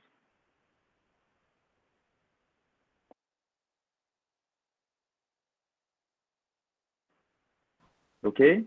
Se alguém tem mais alguma pergunta? A Laís acabou de fazer uma pergunta aqui. Ela falou que é muito comum que os recém-formados em direito tenham um certo receio em começar a advogar. Que esse medo surge de dificuldades financeiras e até mesmo de certa falta de habilidade com a prática jurídica. Qual foi a sua maior dificuldade ao começar a advogar? Como é que você lidou com essas dificuldades de advogado jovem, todas essas coisas? Perfeito, vamos lá. Existem dificuldades? Muitas, porque você não sabe por onde começar. Primeiro, que você não tem uma cartela de cliente ainda formada. Segundo, porque você, a grande maioria aqui, é muito jovem. As pessoas às vezes olham para você, recém-formado, e às vezes não dão mérito, né? Mas essa é uma coisa que a gente sabe que cada vez mais está se relativizando. Uma pessoa que está tantos anos na advocacia, nunca se especializou, às vezes tem um conhecimento menor do que você que está agora se formando, que está ali na ativa, está se dedicando, né? Está procurando. Então, assim, tive muita dificuldade? Tive. E qual foi, assim, a situação que me ajudou muito? A família. Vou te falar. Os seus primeiros clientes geralmente são seus familiares. Então, seus familiares vão te ajudar muito nesse sentido. Se não são familiares, amigos. Quem aqui hoje no curso de Direito já não recebeu alguma mensagem de algum colega, familiar, você nem terminou o curso, mas fala assim, me ajuda, eu tô com tal, como se você já fosse o maior advogado do mundo. E já te traz problema. Aí você fala assim, nem vi ainda essa matéria está lá para os últimos períodos, né? Então, comecei assim. E aí, aos poucos, você vai também fazendo outros lobbies. Sabe uma coisa que vai te ajudar muito? Isso aqui é uma chave de ouro. São 2 pontos. Vamos lá. Pega esses 2 pontos que vão te ajudar muito na advocacia. Primeiro deles é o lobby que você faz. Você pode fazer parceria com outros escritórios. Você pode também fazer parcerias com professores, tá bom? Esse tipo de comunicação, divulgação no Instagram, hoje em dia ajuda muito. As pessoas estão muito conectadas. Então, isso vai te ajudar muito. Segundo ponto, se especialize. Se especialize. Isso mesmo. E na área de família, eu vou te explicar por quê. Na área de família é muito 8 ou 80. Esse é o perfil dos nossos clientes. Ou a pessoa tem muita condição, ou a pessoa não tem condição nenhuma porque ela está prejudicada daquela relação familiar. Então, você tem que saber jogar com os 2 lados. Mas no direito de família, quando você constrói o seu lobby dentro dessas pessoas que têm condições, essas pessoas são geralmente pessoas que vão te procurar pelo seu currículo. Já aconteceu várias vezes das pessoas me ligarem e falar assim, eu te conheci tudo pela internet, eu vi o seu currículo. Quando as pessoas veem o quanto você é especializado, o que você estuda, isso chama a atenção delas. Então, é importante você procurar sempre fazer algo depois da faculdade. Uma especialização, fazer mestrado, fazer doutorado. Ajuda também ser professor. Tem muito professor que é professor e advogado. E ser professor de faculdade também te dá um prestígio maior, tá bom? E aí você vai crescendo aos poucos. Aos poucos, é gradativo. Nada vem, assim, da noite para o dia. Vai demorar um pouco, mas você vai ter que saber lidar com essas situações. Vai ser difícil? Tem gente que está 15 anos, 10 anos, demora para se estabilizar. Você vai crescendo aos poucos, tá? Mas não quer dizer que seja impossível. Uma hora você vai ter que começar e vai seguindo esses passos, procurando sempre se especializar e fazer o seu nome. O importante é você conseguir fazer o seu nome naquela área, tá bom? E é muito mais fácil você fazer o nome especializado em uma área do que um clínico geral, que é um advogado que faz tudo e pega de tudo. Aí você não consegue passar, às vezes, a segurança que determinados casos complexos precisam, que são geralmente aqueles que vão dar uma estabilidade melhor para você que está começando na advocacia. Obrigada, Érico, pela sua resposta. Acaba que você englobou também a pergunta da Beatriz, que foi até parecida, né, com a da Laís, que ela falou o seguinte, Érico, você citou que uma das dificuldades é a questão financeira, que também é importante, né, até mesmo porque a maioria do público não é favorecido economicamente, ainda mais quando a gente está falando de direito de família, como você falou durante a sua exposição. Então, assim, como é que foi esse início da carreira e qual conselho você daria para alguém que deseja seguir e permanecer na carreira da advocacia? Então, acho que até mesmo poderia retomar alguns pontos da sua fala sobre essa questão de ter uma rede, né, de contatos e aproveitar também as oportunidades que são dadas durante a faculdade também, né? Eu vejo que, assim, às vezes as pessoas ficam tão focadas em conseguir algo depois que não aproveitam o que a faculdade tem para oferecer. Então, por exemplo, os projetos de extensão, os projetos de monitoria, os projetos de intercâmbio, assim, são muitas oportunidades. Eu acho que o pessoal tem que se engajar, sabe? Pô, tem uma ideia bacana, procura um professor, vai que você consegue alguma coisa, consegue desenvolver uma coisa bacana. Assim, eu acho que o que ficaria um conselho para quem deseja permanecer na carreira da advocacia. E também já tem uma outra pergunta aqui, que eu já vou deixar aqui. Como foi a sua primeira audiência? E sobre o escritório, dever sociedades ou atuar sozinha? A Michele te fez essa pergunta. Bem, vamos lá. Primeira audiência, eu não vou lembrar. Eu não lembro qual foi a minha primeira audiência como advogado, porque eu já fiz outras audiências como estagiário, mas como advogado, agora eu não vou me recordar. Infelizmente, não tenho como te falar. Mas o que eu posso falar para você é o seguinte: eu realmente fiquei muito nervoso, né? Chegar lá, você ficar na frente da juíza, do cliente, saber o momento certo de falar, te dá uma sensação de que agora saí da faculdade, estou pelas minhas próprias pernas. Preciso fazer bonito para poder viver. Se não for assim, eu não vou conseguir, né, me manter na advocacia. Mas eu vou falar uma coisa para vocês. Tudo é prática. Na área do direito de família, muita coisa que eu pude aprender, eu só consegui realmente na prática. A gente só vai aprender depois que a gente ingressa no mercado. Nada é fácil no começo. Então, vai demorar um pouquinho. A advocacia, depende. Depende se você quer advogar em sociedade ou sozinho. Depende do perfil de cada pessoa. Primeiro tem que ver se você tem perfil para poder conseguir ter um sócio com você. E se você tem esse perfil, vocês vão ter esses custos, vocês vão ter que dividir despesas, enfim, inerentes ao aluguel do local, enfim, essas coisas. Pode advogar sozinho? Pode. Eu conheço muita gente que começou advogando sozinho e hoje vive muito bem advogando sozinho. Dá conta de todos os processos e se vira melhor sozinho do que com outra pessoa. Então, vai muito do perfil. Você pode tentar os dois. Pode começar advogando sozinho, tá? E se você ver a oportunidade de juntar forças com um colega, ter uma sociedade, aí você pode, então, partir para esse segundo plano se você vê que vai ser melhor para você. Só que não é uma via definitiva. Você pode advogar sozinho, pode ir uma sociedade, depois pode ser a sociedade, volta a advogar sozinho. Você já vai ter uma cartela de cliente melhor também. Então, tudo muda, sabe? Muito... É instável. Você não tem como delimitar isso. Vai de cada perfil de cada pessoa e também do local onde ela está exercendo a advocacia. Mas, assim, só para concluir, mas no meu caso, o que eu fiz? Eu comecei a advocacia dentro do meu estágio, né? Aí, olha só o que aconteceu. No meu estágio, eu comecei a fazer peças de advogado já para ir treinando. Chegou ao ponto de, acredito eu, de conseguir me destacar como estagiário. Então, logo depois que eu terminei a faculdade, eu já tinha um convite de entrar na sociedade, mas não de ser contratado, de entrar como sócio. Então, acabei entrando como sócio já, e aí hoje estou nessa sociedade até hoje. Mas, por exemplo, hoje, isso me ajudou muito a construir a minha cartela de clientes, que se eu sair, hoje eu tenho já uma cartela própria. E aí eu consigo me manter, consigo seguir, e aumentando essa cartela, porque eu já consegui toda a experiência que era preciso. Eu acho muito interessante a gente começar, às vezes, num escritório que já atue diretamente naquela área. Se você conseguir um estágio, melhor ainda, porque você vai aprender ali. Aquela cartela de cliente daquele escritório vai te conhecer. Você vai ter contato com eles, vai fazer peça ali. Quando você sair, você não vai sair da faculdade totalmente cru, apenas com a carteirinha da OAB. Isso vai te ajudar muito. Então, assim, procure estagiar no escritório ou na Defensoria Pública. A Defensoria Pública ajuda, mas o que é melhor mesmo? Se você quer advogar ou tem interesse, procura nos últimos períodos um escritório de advocacia para você estagiar. Vai te ajudar muito.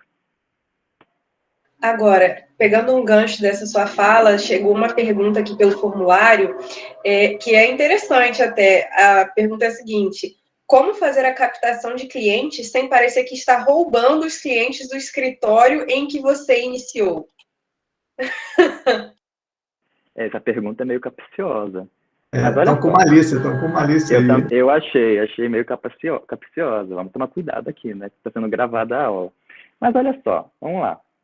Quando a gente é certo, as coisas funcionam, não é verdade? Então, assim, o que acontece? Não é que você vai captar os clientes daquele escritório. Mas sabe o que é legal?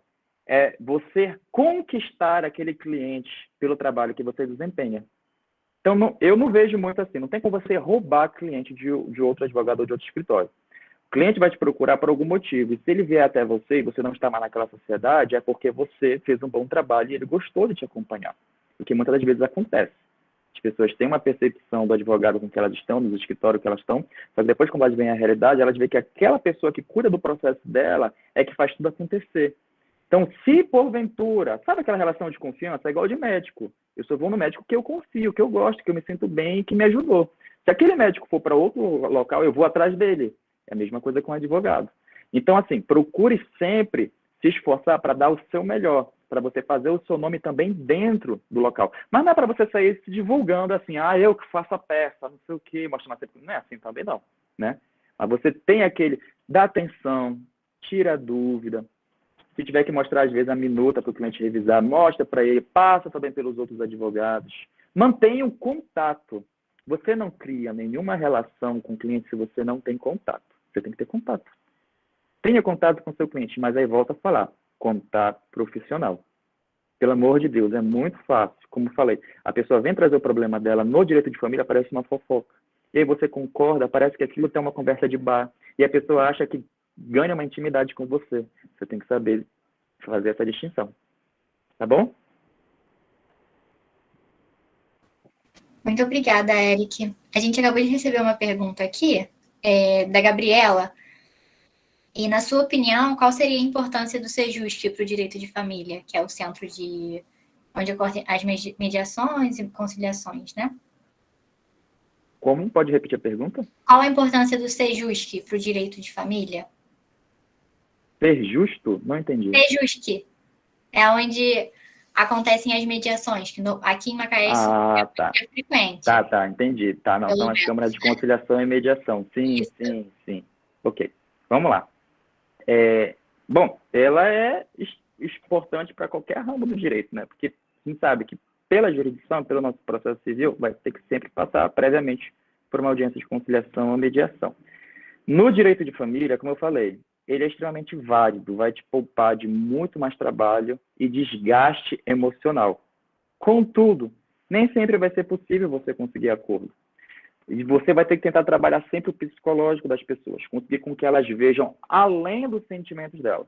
Então, Eric, é importante, é extremamente importante. Eu acho que é um dos momentos onde o advogado de família deve ali, focar. Não é só na peça inicial, não é só na contestação, não é só no recurso, não é apenas na sentença. Ele tem que focar também nesses momentos de conseguir um acordo. Porque, às vezes, o acordo ele é benéfico. Mas aí eu vou colocar aqui para vocês uma coisa que é importante. Isso aqui vai te isentar de muita coisa, vai abrir as suas portas. Olha só. Você, como operador de direito, você mostra o caminho melhor. Você orienta o seu cliente. Mas a decisão é dele. Então, não adianta nada. Já teve cliente que ligou para mim, falando para mim assim, Eric, eu me separei. Tá, você se separou. Tem uma criança, tá? Você tem uma criança. E é o seguinte, eu quero ficar com a guarda dessa criança. Me explico, você já tem a guarda de fato dessa criança? Não, eu quero a guarda exclusiva. Eles falam assim, quero a guarda exclusiva. O que é guarda exclusiva? Você quer uma guarda unilateral? Quero. Aí já pergunta, pai é drogado? Não. Pai violentou a criança? Não. O pai se apresenta como um risco iminente à segurança ou à integridade física ou psicológica daquela criança? Não. Então, você não vai conseguir. Então, você orienta o cliente, mas eu quero a guarda unilateral. Assim, olha, eu vou te mostrar o que é o entendimento dos tribunais, o que significa ter essa guarda compartilhada, e eu vou te falar, a probabilidade de você conseguir é muito pouca. Mostrei tudo, coloquei tudo na mesa. Mas é o cliente no final que escolhe. Mas é importante você exercer esse papel de orientador. Você também não pode pegar o cliente e querer decidir tudo na vida dele. Porque o processo é dele, ele é a parte. Então, quando você entende isso, parece que você tira uma carga, uma responsabilidade muito grande de cima de você, né? Porque você está fazendo o seu papel, tá? Então, na conciliação e na mediação, você orienta muito bem o seu cliente. Se for possível conseguir um acordo, melhor ainda. Porque você vai ter desgaste emocional zero, acabou ali, né? Agora, se não for possível, porque muitas pessoas estão vendadas ainda pela questão emocional, ou porque elas realmente, né, querem litigar, aí não tem como. Você vai seguir realmente pela última via, a última raça litigiosa. Certo, Eric, muito obrigada. Eu estou vendo aqui também algumas respostas do formulário, e é muito bacana, porque temos vários comentários, sem nada a acrescentar, ótimo projeto, amei a ideia do tema. Uma pessoa colocou, como aluna que sonha atuar, atualizou aqui. Como uma aluna que sonha atuar com a área de família, a palestra veio a confirmar essa paixão. Agradeço aos idealizadores da palestra e do projeto de extensão, além do próprio palestrante por essa oportunidade de abrir o leque de atuação jurídica. Excelente tema abordado, debates de grande aprendizado, excelente exposição. Então, nós ficamos muito felizes com esse retorno de vocês. É justamente essa a ideia do projeto, de mostrar quais são as possibilidades que nós temos, que muitas vezes não são abordadas durante a nossa graduação da forma que nós gostaríamos, né? Que nos permite conhecer essas vantagens, essas desvantagens, quais são as necessidades que nós devemos ter, né? Por exemplo, o Eric falou muito bem sobre essa importância de criar filtros e de separar a sua vida pessoal da sua vida profissional, ao mesmo tempo de você servir de escuta também para as pessoas, porque às vezes as pessoas procuram um ouvido, né? Eles procuram uma orientação que podem não encontrar, mas que deveriam encontrar. Então, eu acho isso muito bacana, muito válido, fico muito feliz por essa oportunidade.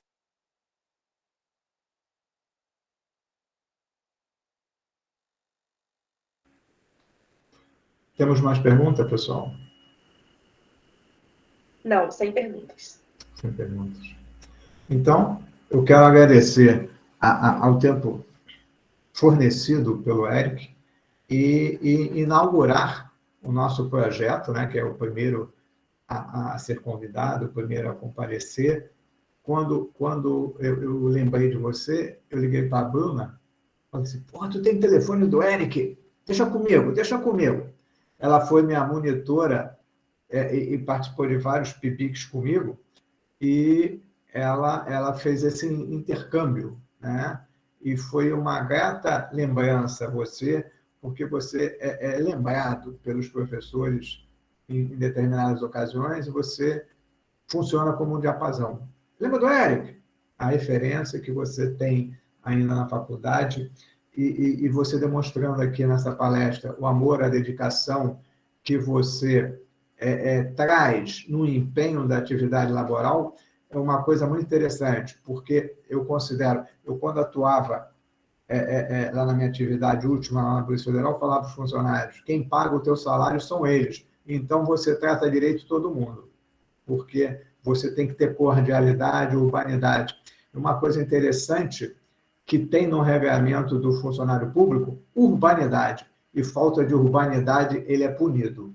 Então, às vezes chega, o legislador coloca isso na lei, porque no ambiente social o indivíduo não trata com urbanidade o semelhante, que é um ato que tem que ser inato da pessoa, e por vezes isso não acontece. E a gente observa muito isso hoje no ambiente social, das pessoas sem tolerância, sem modos em tratar o semelhante, e isso traz um mal muito grande no ambiente social. Então, esse tempo que nós passamos aqui, eu creio que todos aqueles que estão aqui ou estiveram aqui presentes, eles visualizaram e já aumentaram o horizonte dele, primeiramente aqui na área de família. E nas palestras subsequentes, nós pretendemos abrir um leque para que o graduando que saia da universidade, ele já tenha um rumo para onde seguir ou se adequar, né? O principal é isso, que as pessoas se adequem ao seu sentimento, à sua personalidade, à sua visão de vida e busquem um objetivo.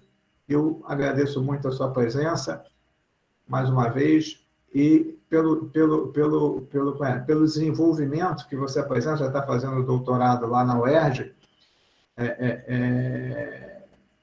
está um caminho muito bom e com um futuro muito grande, tá? Muito obrigado mesmo. E acredito que todos aqui, o pessoal que faz parte do projeto, que colabora com a gente aqui, que é um pessoal muito operante, estão muito agradecidos pela sua presença, Eric.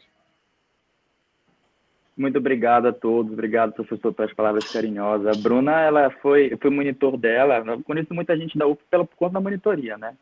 Muitas turmas de muitos anos, porque 3 anos de monitoria a gente conhece bastante gente. Ela que está aqui também, eu acho que daqui já não conheço mais ninguém, mas É um enorme prazer e eu fico à sua disposição, tá, professor? Quem quiser também tirar dúvida, porque já viu que eu amo falar, e eu amo falar essas coisas. Quem tiver dúvida também, eu disponibilizo, pode falar com a Bruna, falar com o professor, eu teria um enorme prazer de tirar essas dúvidas, dar conselho, se a pessoa quiser, porque é legal, né, quando a gente sai da faculdade e já encontra uma pessoa que já trilhou aquele caminho, pelo menos dá ali, né, as dicas, a trilhar o caminho das pedras. E isso é uma coisa que é bacana da gente pensar dentro da nossa faculdade também. Então, fico à disposição de vocês. Obrigado mais uma vez. Nós que agradecemos. Calegari, quer falar alguma coisa? Já está restabelecido? Estabelecido. Opa, parabéns aí, o Eric, pela palestra, a todos. Não tive a satisfação de ser seu contemporâneo como professor, mas você está honrando aí a UF de Macaé. Agora, o Davi, Eric, todos, né?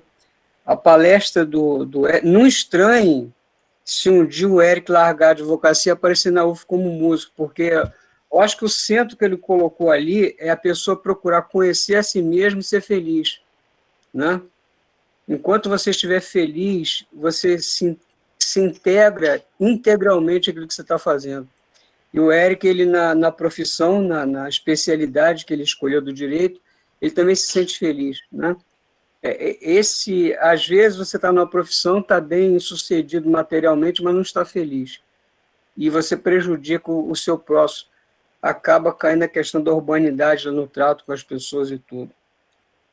E o aprendizado que a gente tira aqui é uma coisa muito importante também pensar o seguinte: nem sempre o que está no direito é justo. E esse exemplo que o Eric trouxe, né, da juíza que interpretou a lei como uma boca da lei, mostra que você vai ter acesso ao poder judiciário, mas não tem sempre o acesso à justiça. E aí, Eric, a gente trabalha com os alunos, ainda Davi, com a ideia de que o direito ele é uma estrutura de uma gramática jurídica em que vai estabelecer normas e regras do discurso, mas é o advogado que vai criar o argumento. Então, se essa gramática jurídica tem uma sintaxe que deve ser obedecida, sob pena de nulidade, mas quem vai trabalhar com a semântica do direito é o advogado na construção da tese, né? E no momento que ele estiver construindo essa semântica do direito, ele vai trabalhando a pragmática, essa relação real com as pessoas. Nessa pragmática, ele vai fazendo a clientela dele, tendo seu sucesso também. E isso, então, é importante para a gente entender a distância que existe entre teoria e prática e a importância de começar a prática já na faculdade, com monitoria, participando de projetos de extensão, grupos de estudo, se não for monitoria bolsista, uma monitoria voluntária, para você ir direcionando o seu caminho. E, acima de tudo, nas vocações que você pode encontrar, há sempre um espaço para a sua individualidade, né? Nem sempre seguir a pressão externa que tem sobre o ombro de vocês, estudantes, de escolher um determinado caminho. Esse caminho tem que ser aquele que casa com a sua individualidade, como aconteceu com o Eric, né, Eric? A sua individualidade, com um senso de justiça, uma habilidade de lidar com as pessoas, de ser um somatório nessa comunicação entre os seres humanos e encontrar, através do direito, um modo de encaixar isso, que foi no direito de família. Então, o mais importante. E a você, Davi, o mérito, né, de organizar esse projeto e permitir que os jovens encontrem essa vocação.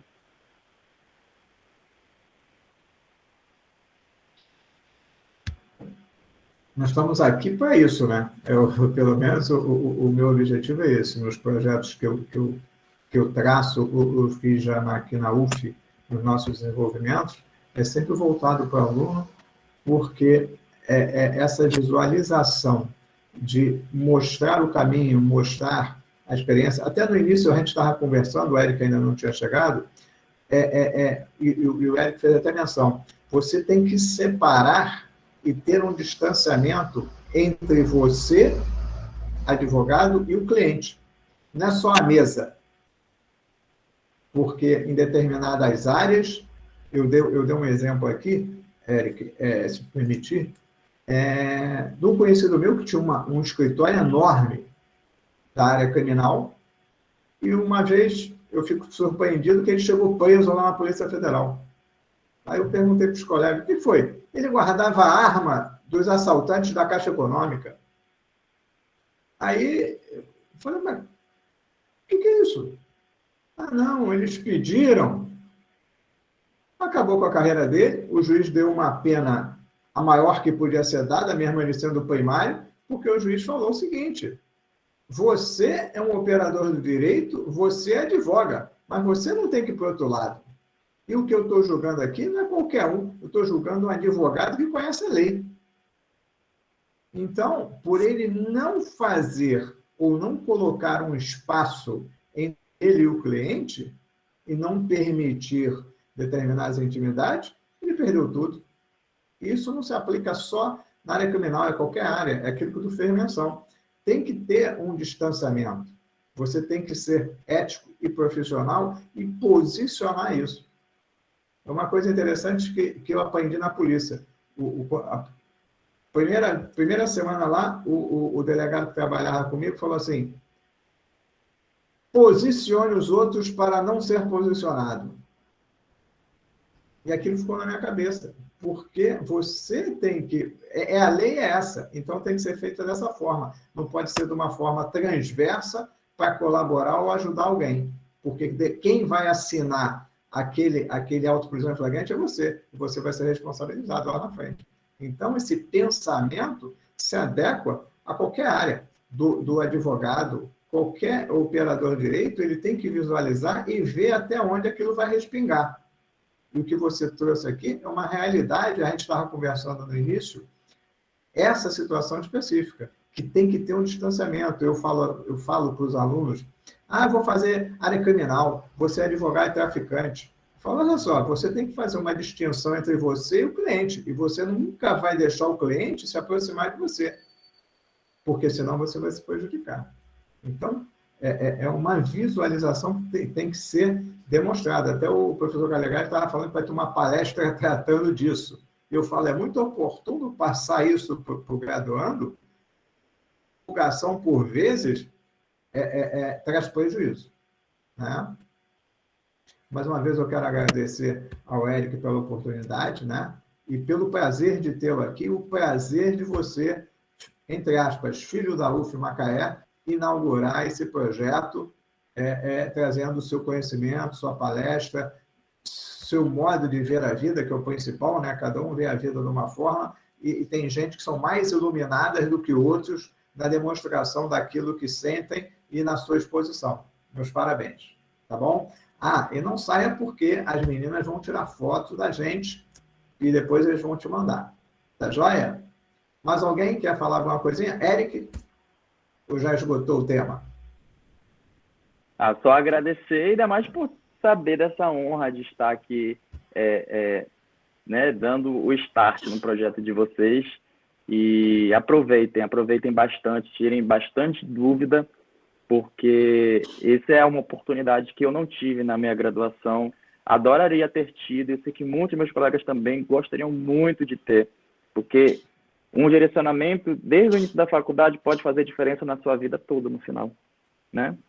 E é bom quando a gente começa cedo também. Então, aproveitem tudo. E se eu puder falar também, aproveitem bastante a faculdade, que eu sinto muita falta. É muito bom. Monitoria, projeto de extensão, tudo isso faz muita diferença e te abre muitas portas, principalmente no direito. Tá bom? É isso. Obrigado. Sempre faz ótimo. Meninas, quem é que vai tirar foto? A Letícia, mas já podemos tirar. Então, vamos lá. Mais de uma tira, para depois a gente apurar e mandar para a Eric. Tirar também, então. Eu vou te mandar o folder também, que eu não mandei. Eu fiquei enrolado, vou mandar o folder para você. Tá, Eric? Perfeito, perfeito.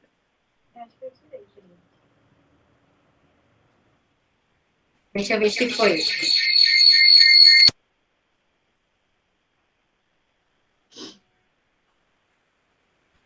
Mas ninguém vai abrir a câmera, não, gente. Tá todo mundo de pijama, né? Mas tudo bem, tá frio. A Gabriela tá com a câmera fechada. A gente não julga vocês, não. Deixa eu falar. Eu acho que eu estava olhando para o outro lado na hora da foto. Piscou, piscou. Ainda mais se tivesse pessoinhas em Friburgo. Tá legal, Beatriz.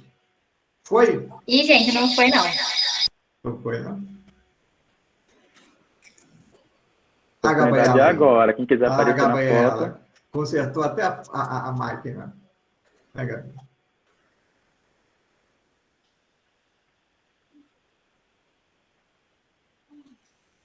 Ó, eu vou tirar aqui também. Então, vamos todo mundo congelar no sorriso. 1, 2, 3 e... Foi. Foi. Foi. Aí, até o Marcos ligou a câmera. Ficou legal. Pessoal de Friburgo não está com tanto frio, não, né?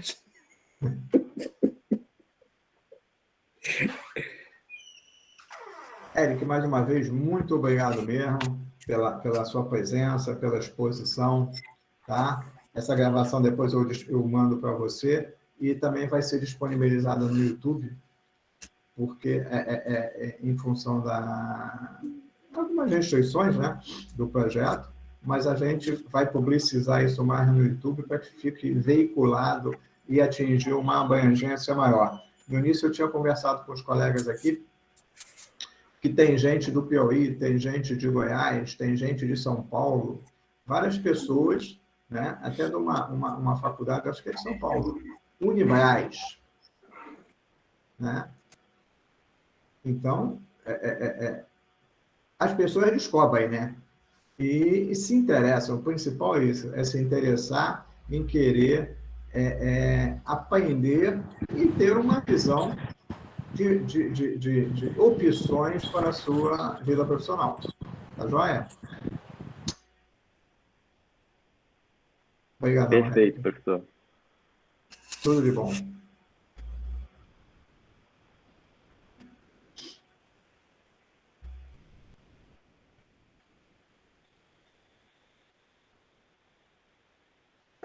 Davi? Fala. Antes que encerre e feche tudo, aproveitar o que o Eric falou de construir uma trajetória, não se esqueçam, os estudantes, né, de começar a produzir seus pensamentos, traduzir isso em resumos, em artigos, mandar para congresso em forma de painéis, né, banners, porque isso é muito importante e ajuda você também, através da escrita, você também vai encontrando o tema, e através do tema você encontra a especialização. É um caminho que uma coisa vai puxando a outra, e vai fazendo o seu currículo no LinkedIn, no Lattes, e esse é muito do Lattes, principalmente, quando você for postular um mestrado, uma pós-graduação, o seu currículo também é avaliado. É uma das etapas da avaliação para entrar em pós-graduação de alto nível. E dar um exemplo aqui para vocês, a gente tem a Maria Fernanda e a Gabriela, que inclusive está aqui no projeto, que já produziram 2 artigos com aceites, que deve até sair em capítulo de livro. E a Gabriela, inclusive, Eric, fez um artigo muito interessante, que é sobre a ética do advogado, o papel do advogado no direito, né? E essa ética processual também, que é uma coisa muito importante para essa reflexão da valorização da profissão do advogado, né? Porque nós precisamos, através desse seu depoimento, incentivar cada vez mais a vocação para a advocacia. Porque você encontra o poder... Eu dei uma palestra na Universidade de Buenos Aires sobre isso, junto lá com os magistrados da Corte Suprema da Itália, isso em 2010, e o tema era de justiça e democracia. Você encontra o poder judiciário na Coreia do Norte, você encontra o poder judiciário em Cuba, tinha o poder judiciário na época do Muammar Gaddafi, nas ditaduras o judiciário funciona, mas é a advocacia, a voz do cidadão comum, desamparado, que é o braço forte da democracia. Você pode encontrar o poder legislativo funcionando, o executivo, o judiciário, dentro de ditaduras terríveis.